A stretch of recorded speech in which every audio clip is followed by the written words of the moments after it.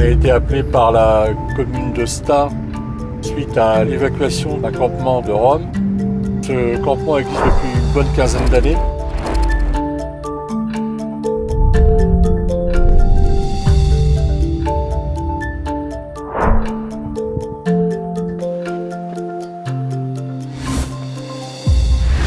Mais il faut savoir aussi que cette misère humaine entraîne, hélas, des animaux dans un tourbillon et on est là pour effectivement voir un peu ce qu'il en est. Ils sont là-bas, ils nous attendent.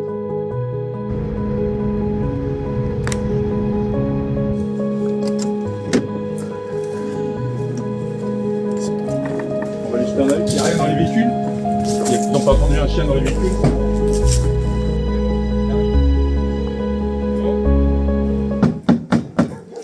Il y a quelqu'un. Oui, bonjour. C'est quoi comme chien, monsieur?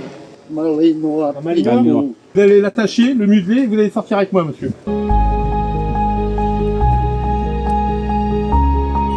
Comment il s'appelle? Technique. Vous le mettez dedans, monsieur? Oui. Technique. Voilà. Fermez ça. Fermez ça. C'est une communauté de Roms qui sont installés ici depuis une dizaine d'années. Donc là, vous avez l'autorisation de les déloger d'ici. Bien sûr, oui, ça a été une autorisation qui a été donnée par monsieur le préfet. Beaucoup d'animaux sur place, c'est pour ça que vous avez fait appel à des associations. Exactement. Déjà en amont, on a réussi à en récupérer quelques-uns, une bonne dizaine déjà. On fait ce qu'on peut par rapport à la prise en charge des animaux, parce qu'en fin de compte, les sites sont très très grands, on voit bien. On voit même pas l'étendue des parcelles et autres. C'est quelque chose de très très très compliqué.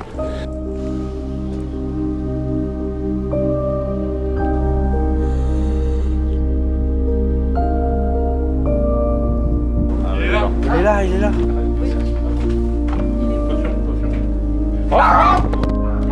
C'est pas là?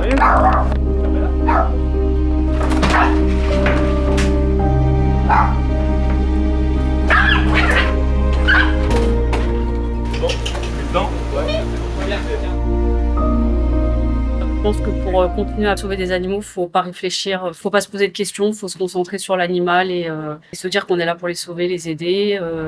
Et puis chacun fait sa part des choses. Il y a des associations qui aident les animaux, d'autres les enfants, d'autres les adultes. Je me suis formée pour apprendre le comportement de l'animal. C'est très important aussi de comprendre comment il communique, comment il réagit, parce que c'est pas du tout comme l'humain, pour pouvoir appréhender justement ses réactions.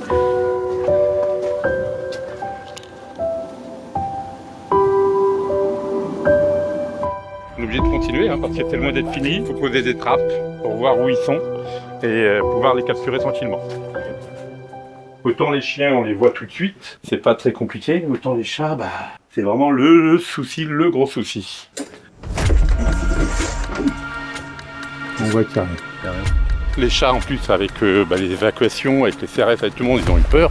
Donc là, ils sont plutôt cachés. Le souci, c'est justement, il ne faut pas qu'ils se cachent dans les maisons qui vont être détruites.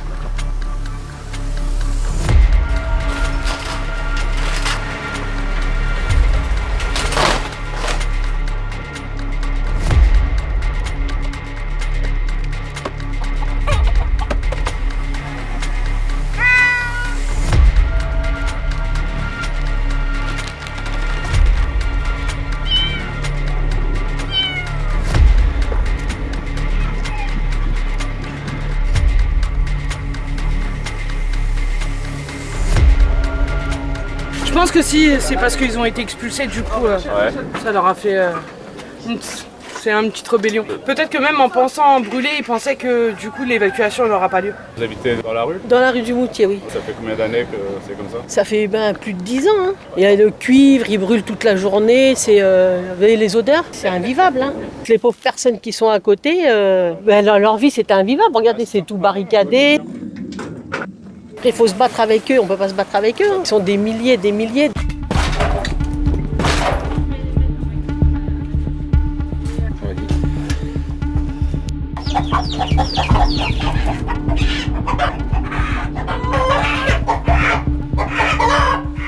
C'est dément. On en a partout, on ne pensait pas en avoir autant. Les pelleteuses commencent à arriver, donc il faut vraiment qu'on sorte tout le monde avant qu'il y ait un souci avec des animaux. Ils vont tout détruire, ils vont tout raser. Ils vont tout raser et il ne faut pas qu'on se retrouve comme on a déjà eu avant dans des camps de Roms où l'animal a peu d'importance Et quand on se retrouve avec des bébés qui sont écrasés, c'est impensable.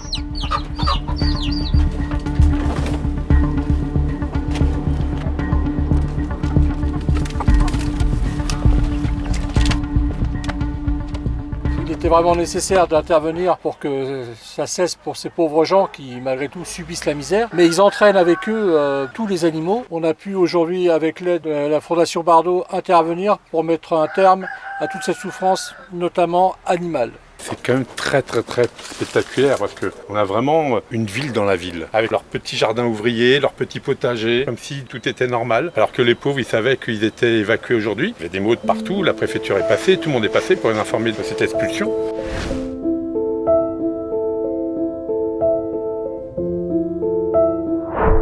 Effectivement, on voit vraiment qu'il y avait plus de 1000 personnes qui vivaient sur les lieux.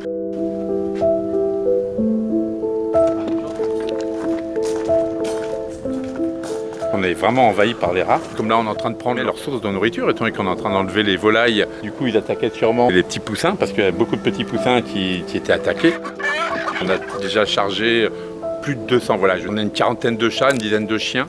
Donc le bilan est quand même très important pour aujourd'hui, parce qu'on est à quasiment plus de 250 animaux récupérés. Encore une fois, PA n'aura pas pu intervenir aujourd'hui. Il n'y avait pas de nos donateurs qui nous suivent depuis le début. En 5 ans d'existence, on a fait énormément. Tout ce qu'on a pu faire, c'est grâce à vous.